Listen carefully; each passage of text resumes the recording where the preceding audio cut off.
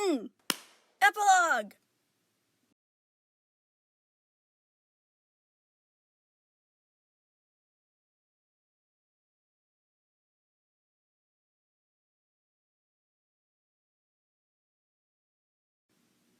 They had just gotten back home. It was about 9:46. Stephen was tired, Connie was tired, his dad was tired. But there was a sense of purpose to it. Their late arrival had been for a good reason. All of today had been dedicated to Stephen, and now that they'd reached the end of it, they'd finally found a solution. He had started the day in a low, numb state, not even getting out of bed until someone found him, so he had to be dragged through something resembling a morning routine by the Gems. Once they convinced him to eat and get dressed, his dad and Connie took him away from the house. A stressful psychiatrist visit led to a trip to the pharmacy after a sufferingly silent lunch break. And now they were walking back through the door of Stephen's house, exhausted but glad to finally have all that mess over with. Well, not over with, more like started. So much had happened since he'd woken up at the hospital. It all felt like a mind-numbing blur that was suckered to him like a colony of fat leeches. Stephen had been kept under constant monitoring during his time in the hospital, both for his safety and the safety of the other patients. First of all, Stephen was still in an unstable condition. The strain put on his body from transforming into that monster made everything inside of him delicate and torn up, and that, combined with his blood loss and plain starvation and dehydration from the days of his rampage, and the days before that, was really taking a toll on him. Second of all, if the corruption reintroduced itself, as it commonly did with uncorrupted gems if they didn't get help soon, he could seriously hurt the other patients in the hospital, so they were there to make sure to calm him down quickly whenever a panic attack threatened to spread the corruption scars further. They luckily only needed to force him to sleep with a mask that pumped sleeping gas into his face twice. The hospital had been one of the buildings to be spared from his stomping claws. It had been nearer to the outskirts, away from the pacing circle that he'd trampled around Connie's apartment and block. Luckily, Beach City wasn't as demolished as he originally thought that it was. Stephen's monster had apparently stayed around Connie's block. There were a few sizzling craters here and there that they could only guess were caused by his spit. The healing substance had turned into an acidic one during the corruption, dripping down onto the streets and eating away at the ground. Still, even though there was a line of giant lizard footprints leading to the ocean, most of Beach City was okay. Not enough for it to not call for yet another year of construction, though. Beach City was pretty used to that by now. Stephen had recovered in bed for almost a whole month. As said before, his human body had been stretched to its limit with its fast growing into the Godzilla-like monster and then shrinking back down to its normal size. Even though everything was back in its place, the fatigue that he felt in his delicate bones and muscles was so bad that he found it hard to get up and go to the bathroom by himself. He felt pathetic that he had to ask for help on such simple tasks. The doctors had better things to do, more important people to tend to. On top of that, he had a human body, and they didn't know if anything would go wrong over time with the reptilian corruption scars. Human bodies weren't made for scales and horns and fangs and spikes. The heated, heavy soreness that dug into those areas was already clear proof of that. It made it hard to move, with the scales a hard, restrictive plating melded onto his flesh. His long talons meant he needed to be careful whenever he held anything, and he had to learn new habits with his movements to avoid scratching himself by accident. It was almost impossible to eat without biting his lip and tongue with the thorn-sharp teeth, causing bleeding sores and discouraging him from finishing his meals, leaving him with a frustratingly empty stomach most days. The patches of scales were itchy and dry, lacking pores like the rest of his skin, keeping him awake whenever he so desperately needed sleep. His dad often stayed with him overnight, brushing his hands gently over the scaled areas to help him doze off, even whenever Stephen told him that he didn't need to do that. His dear old dad shouldn't have to sit in an uncomfortable chair all night, caring for his teenage son like he was a fitful baby again. But the nightmares that he was receiving now were so bad that he knew that he wouldn't be able to stand it alone. A butterfly swarm chasing him endlessly as he stumbled around, trying not to crush anybody underfoot, their voices furious and spiteful. Jasper's shards, buried under the ground, wrapped in a towel, never to be seen or heard from again. White's glimmering gem falling to the floor, her form dissipating before him in an explosion of smoke. Bluebird's terrified expression as he aimed a pink shard at her gems, despairing and hopeless. Connie's bloody, lifeless body lying in the rubble of a splintered wooden door, her sword cast aside. It made sleep almost not worth it. But at least his dad was always there whenever his eyes flared open again, tears already pouring from them, ready to hold him and tell him that it was all right and that he was safe. Stephen would never say it out loud, but he was secretly glad that his dad was there, no matter how selfish it was for him to want him to stay. So yeah, it was miserable. The only good thing that came out of this was his eyes. They were normal again. Dark brown with a regular circular pupil, not a hint of pink. It had happened after he'd refused of his gem, but he hadn't seen it due to his lack of an immediate mirror. That was the one thing that had been solved, the hanging presence of his mother. Everything else was still prominently there with him, but at least he'd made peace with her memory. At least he knew that she loved him and never meant any of this. Doesn't mean it didn't happen, but his mom hadn't done it out of a malicious or careless intent. She hadn't wanted him to go through this. She didn't hate him, and he didn't have to hate her. Stephen had another full medical exam, concluding in an answer that he'd come to expect whenever it came to his hybrid biology. They'd just have to wait and see how it affects him. It was clashing annoyingly so far, but nothing life-threatening yet. The horns weren't poking into his brain, the ridge of spikes on his spine wasn't posing a threat to his spinal cord, the scales over his stomach weren't affecting his digestive system. And, probably because it was used to the changes that came from his gem, his immune system wasn't fighting the corruption scars as if they were an alien body. So, as long as stuff stayed how it was likely that he'd be able to survive like this. Survive in a constant state of discomfort, but still survive. Maybe this was Stephen's punishment. This was the world's way to get him to pay back everything that he'd done to it. He knew that he deserved it, and that was one of the only things that kept him going on the worst days. His family came and went, visiting him to talk and keep him company. Garnet constantly reassured him that she saw futures where he got better. Pearl fussed over if he was feeling okay or if he needed anything. Amethyst tried to joke around to distract him from his situation. The Diamonds, still on a holographic screen, were nitpicking if he was being cared for properly, which he assured them that he was. His dad stayed around him the most often, only leaving to get something to eat and then coming back right after, usually to try and encourage him to eat some too. He'd even gotten a set of his clothes and cut out holes where the spines in his back and shoulders were, so they'd fit again. The only person who didn't seem to come around was Connie. This worried him for several reasons. Was she mad at him? Was she scared of him? Was she mad and scared of him? He didn't blame her, of course. He shouldn't blame her. But as the days went past, he got more and more worried, until he'd trapped himself into thinking that she wanted to break up with him but was too afraid of hurting his feelings. He didn't want to trap her with her own pity. He couldn't contact her because he could hardly use his phone. He had claws instead of fingers, and even though there was a pad of leathery skin on his palm, it was difficult to try and maneuver around the small apps. He could forget trying to type out a message in the texting app. And he didn't want to ask someone else to do it because that would be 10 times more embarrassing. He tried to reassure himself with what she'd said before about not abandoning him anymore, but her absence only became more and more obvious every day, like an infected wound getting worse and worse without treatment. He didn't say anything about it because he didn't want to force her to talk to him if she didn't want to. He didn't deserve her at all, so why should he complain if she wants to get away from his freaky corruption drama? He just wished that he had answers about her disappearance. Stephen was released once he recovered from the horrible exhaustion and was able to walk on his own. He was limping and needed to take frequent breaks for longer distances, but it was a huge improvement compared to the one step and he's on the floor level he'd been at before. On his way out, however, he'd been stalled whenever he realized that almost all the patients that were packed inside the hospital were injured due to his monster's meltdown. Stephen could still remember, and still prominently feel, the icy guilt that he felt whenever Dr. Maheshwaran reported to him that he'd crushed limbs beyond repair, cracked bones to dust, sent people into comas, and even paralyzed a few. Nearly everyone's ears had taken damage from the roar's sound blast, causing a lot of the ones who had been closer to Connie's block to be almost completely deaf. Nobody had died yet, but that hardly took the edge off of it. After Stephen's initial flurried panic from receiving the news, he'd insisted to visit every single patient and heal them. At first, his family had been concerned about the strain on his powers, but quickly realized the reality of how critically hurt some of Beach City's citizens were, and how Stephen would not tend to himself until everyone else was healed. This was really the only way to make things at least a little better for everybody.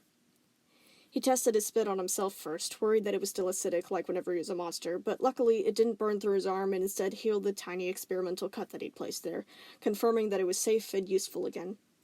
It took almost a constant 24 hours of applying his healing spit to strangers. Not all of the patients trusted him, many panicking out of their minds or fainting just at the sight of the dark magenta scales and the horns that he had. But they eventually had to comply, some of them dealing with a matter of life or death, with several reassurances that it wouldn't hurt them further, ending with them apologizing gratefully after being healed, and Stephen saying that he understood where the mistrust came from.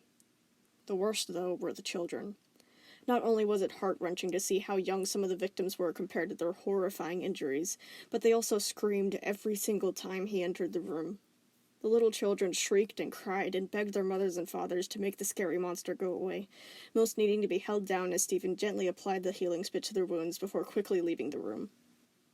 The children let Stephen know exactly how people felt about him. They were simply too frightened to be polite about it. After it was over, he'd fixed every single wound, from the most mangled bodies to the smallest splinter. Once that exhausting ordeal was over with, Stephen had been moved back to his house, allowed to crash in his own bed to try and sleep off the draining headache that the day had accumulated. He'd emptied almost all of his energy into healing everyone, and it would take days to recover. It was exactly like whenever he had to heal the ground after Spinell's injector attack. It hurt a whole lot, but helping had been the only way to lessen the guilt, at least by a little bit. A large portion of Beach City was under construction now. Stephen had at first wanted to go help with the work, knowing how his enhanced diamond strength might come in handy, but his family put their foot down at that. Other things needed to be taken care of first to ensure that he was on the path to getting better from what had caused all this, to stop this from ever happening again. And that was what they had started today. This was the first time he'd seen Connie since he woke up at the hospital. She had been told by her mother that he was released, and had come over to help with today, knowing how difficult it would be. She had apologized for not visiting him, saying that she was busy with something. She didn't mention studying for college, but Stephen didn't know if that was what busy was code word for. But how could she be able to study with her apartment destroyed? Her family was staying at a relative's in a house that wasn't squashed, so maybe she was trying to go back to normal life there? He hoped that she would be able to go back to normal after all this. He didn't want him to mess up her future. What if busy was code word for staying as far away as possible from you? He shouldn't be upset if it was. She had every right to eradicate him from her life, but he just wished that he knew what busy could mean. Connie didn't seem to be mad at him. She looked worse than mad. She was scared. It was an uneasiness that stiffened her posture and shortened her movements into snappy jumps. Her night-dark eyes were wide and watching him constantly, like she was writing down a list of notes in her head. She acted as if he were a wild tiger, and it was her job to keep him from biting someone's leg off. Stephen could tell that she was monitoring him this closely because she was scared of what he'd do if she didn't, and it felt awful enough that he wanted to wither away into nothing. Still, she insisted to come, even whenever he told her that she didn't need to. Today's psychiatrist visit ended in a diagnosis. Several, actually, all of them unnerving. Anxiety and depression, growing off of complex PTSD. All of those labels had sounded like a different language whenever they entered his ears, alien and unfit like someone else's clothes. He had a hard time comprehending and accepting that those words described what he was, that the weight of their meaning was what was behind the corruption. Those were the things that his gem was reacting to. And there was no way for Stephen to insist that he was fine anymore. The whole of Beach City was a witness to that. So instead of hiding it away, his dad had taken him to get the prescribed medication and was going to make him schedule a therapy appointment for tomorrow. His dad had apparently gotten chewed up by Dr. Maheshwaran. No cure-all road trip this time. Stephen was wary with the pains that had grown inside of him, as well as the plain tiredness of the day, and a little disorganized from how quickly everything had happened. He didn't even want to think about it. His aching body just wanted to go to sleep. Every scale was a chip of roughness scraping against the ones around it. He was limping heavily from the pain in his torn-up muscles, and his dad was trying to help him stay upright by holding onto his spiky magenta arm, and another headache was sending lashes all throughout his skull and down his spine. He'd walked more than his corruption scar-covered body could take today, and he was seriously considering crashing on the couch tonight. Even looking at the stairs made every joint creak with dread. Getting up to his room seemed about as possible as scaling a mountain. But he couldn't go to sleep yet. He needed to try one of the solutions that they'd bought for him. So Stephen was gingerly led over to the table, sitting down on a chair heavily with a groan, putting his forehead down on the cool wood with his eyes closed and his teeth tight. Connie settled next to him, her hand finding its way to his spiny back, trying to be supportive. Even though she wasn't looking at him, he could tell that she was trying to figure something out, probably trying to work out what his expression meant. Even Stephen didn't know, so he didn't think that Connie would get far without words. Still, her brain was chipping away at it, trying to unravel every clue that he was dropping, to calculate the best way to go about this. He just kind of wanted nobody to talk to him ever again, and he hoped that he wouldn't sound too angry with them once they inevitably did. This isn't their fault. It's yours. He dragged his head up to watch his dad set his things down on the floor, putting down a white paper bag on the counter. He picked 2 small orange bottles out of it, saying, just to break the silence, "Well, at least we got that over with. That line was ridiculous." "Yeah," Connie agreed, both of them glancing quickly over at Stephen. He nodded and shrugged, his gaze landing on his hands. Could they even be called hands? They were engulfed in deep pink scales, like he'd stuck his arms up to his elbows in some tar and let it harden, each finger tipped with a wickedly hooked crystalline talon. They were too big and too sharp, catching on everything. His clothes, his skin, his hair, everything he tried to hold. And the thumb was hardly more than a dew claw. His hands were more like lion's paws than anything. Lion. He wondered if the big pink creature would come back soon. Lion had been mostly helping Lars with the repairs of Beach City. Both of them had been revived and turned pink, Lion by his mom and Lars by Stephen. The two got along on a strange mental level that Stephen didn't seem to be able to reach, which agitated a part of him that he wished he didn't have to deal with. Even your giant magic cat doesn't want to be around you. He hadn't seen the big fuzzy creature in a long time and wanted to be able to cry into his thick, softened mane without the mute animal asking him why.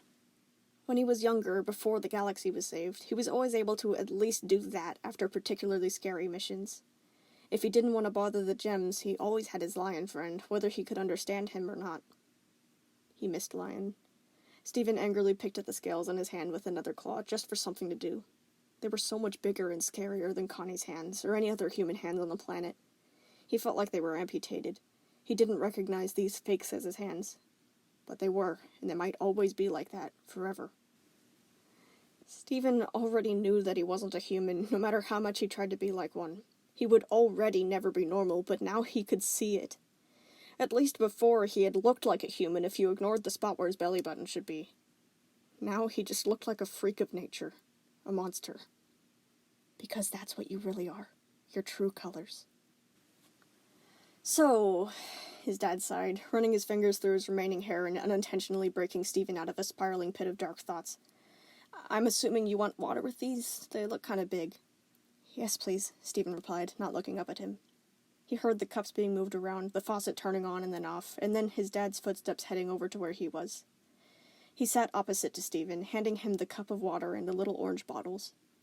Thanks, Stephen said, reaching to accept them with his paws before realizing how impossible that was. His dad quickly tried to fix his mistake, grabbing the bottle again and pretending like he hadn't been giving it to him, opening it himself. He shook out 2 of one pill, 1 of another, and tipped them into Stephen's open, leathery palm. They lied there on the tough pads, tiny and pale and harmless. Maybe they'd make him feel better? He found himself hesitating, a strange and powerful fear seeping through him. Helplessness dragged at him like a riptide. Wow, great job, Stephen. No shame in bailing, am I right? Stephen couldn't take them. But both his dad and Connie were watching him, now becoming increasingly nervous the longer that he just blinked blankly down at them. What's wrong, Stephen? Connie asked. Do you need me to cut them up? Craig suggested. No, I'm fine, Stephen said, his claw rolling one over like he was poking at a suspiciously red berry. Something's bothering you, Connie observed. Remember, if you need to say anything, you can say it. We won't judge you. It's just... Stephen suddenly found himself pouring out to them, even whenever he still felt so afraid, the urge to get this out there too strong to ignore. I can't believe I got this slow. I saved the whole universe when I was 14, and now that I'm 16, I can't handle doing nothing? He shook his head, the hole of chilling darkness opening up inside of him again. In fact, I can't handle it to an extent that I need these little things to handle it for me. I'm giving up. This is pathetic. I'm pathetic. I can't... No, Stephen, you're not giving up. Connie cut him off, hugging one arm around his ragged side. He shuddered, trying to wipe away the stinging, watery vision with a part of his arm that wasn't covered in jagged spines. Getting help is not giving up. Don't think that way. But shouldn't I be able to do this on my own? Stephen asked, his voice choked and dripping past his fangs. Why can't I just live like a normal kid and be happy without pills? This is heaven compared to what I did before, and I'm still finding ways to make a big deal about it. This doesn't make any sense. It doesn't always have to make sense, his dad said, reaching across and putting his hand on his son's scaled shoulder. Sometimes things like this just happen. But it's okay, Shuval. We're gonna be here to help you through it no matter what. Connie agreed, her hand rubbing gentle circles onto his ridged back to try and reassure him. He's right, Sometimes people are just born that way. But this happened because of your sacrifice. There's a good reason for this to have only surfaced now. This didn't appear out of the blue. You fought for your life your whole childhood. We're not blaming you for being traumatized later. You have every right to be happy too, and we're not leaving until you are. You deserve help, especially after all you did for us, for all of Earth and Homeworld and every single galaxy out there. You helped all of us. Now it's just time for us to help you. Stephen was still discontented. His head was filled of suffocating thoughts, every one of them screaming at him about how weak he was to need this crutch, about how far he'd fallen to get this upset about stupid problems his 14-year-old self would never look twice at, about how he went out of his way to burden them with helping him dig himself out of a hole that he had put there personally. Their words bounced off of him. They were just lying to spare his feelings. The longer that he sat there and blubbered about his dumb emotions, the longer they had to coddle him. He should just stop being a baby, take the pills, and let them leave so they can keep living their lives without him messing them up. So that's what he did. His inhuman paw leaped up and shoved the pills into his fanged jaws, gulping them down so quickly with the water that he nearly choked. But they went down, and then they were gone, and now Connie and his dad were happy. "Thank you, Stephen," Connie said, leaning over and planting a quick kiss on his rough, pink-scaled cheek that he hardly felt. "No big deal, right?" "No big deal," he mumbled, now just staring down at his empty paw. "Remember to pay attention to any strange side effects," Connie added. "We can always try something different if it doesn't react well." He stretched on his best smile, which hurt with his tusks, and turned up towards her, saying shakily, "Thanks. You guys don't have to stay with me any longer. I'm okay. You have better things to do, and I'm probably just gonna go to bed." The more fine that they thought that he was, the faster they'd leave and get back to their own much more important lives. Connie and his dad exchanged glances before the dark-haired girl said, "No, it's all right. I've got time." His dad agreed with a nod. "Are you both sure?" he said nervously. He didn't want them to think that he was trying to get them to do everything for him. He didn't deserve any help after what he did to them. He was surprised they were still here at all. But the two humans insisted that they could stay, both of them quickly moving to help him get to his room. Even though he was worried that they were being nicer than they should ever be to him, he was grateful that they were there to support him. The stairs were just as difficult to climb as he had predicted. Ow. Ow. Ow! But painful step after painful step, they managed to ease him all the way up to the top, his feet dragging against the wooden floorboards as he made the last stretch to his bed and collapsed on top of it, sinking into the familiar mattress with a sigh of relief. He found it hard to get comfortable, just like almost every second of his existence since the corruption scars had appeared on his body. Sleeping on his back was hard and spiky with his quills, and sleeping on his stomach was never an option, not with his sensitive gem poking up into his guts. He'd figured out a system of sorts with lying on his side, a pillow bunched up under his neck, another two under his head to keep the pressure off of his horns and tusks. That way, both his back spines and his gem weren't being irritated. Connie and his dad had helped him get situated, asking if he needed water or more blankets or anything else. He convinced them that he was okay, just tired. After one last goodnight kiss, Connie was off. She had wanted to stay, but Greg insisted that he could watch after Stephen and that she needed her rest. Connie made sure that Stephen promised to call her if anything happened, leaving with several concerned glances back. Just like in the hospital, his dad stayed with him the whole night, sitting up in his bed next to him, gently brushing over his itchy scales to help lull him to sleep. Stephen felt a muddling mixture of guilt and gladness to have him here. He didn't want to bother his dad, but he didn't want him to leave either. It was all too confusing for him to figure out right now. He just wanted to sleep. Still, it took a long time to drift off, even in his own bed, his thoughts as upsetting as a night terror. What was going to happen to him? Would he ever be normal again? Was he a burden on the others? He never wanted to do this to them. How could he help rebuild Beach City? How could he ever feel like himself again, or even look like himself? He did so much more difficult tasks before with no pills, so why couldn't he do less without them? The silence of the night held no answers, only able to offer the gradual spell of a dream. He would be fine. All of this would be put behind him before he knew it. Stephen would be normal again in no time, and then nobody would have to worry about him, and he'd never need the pills again.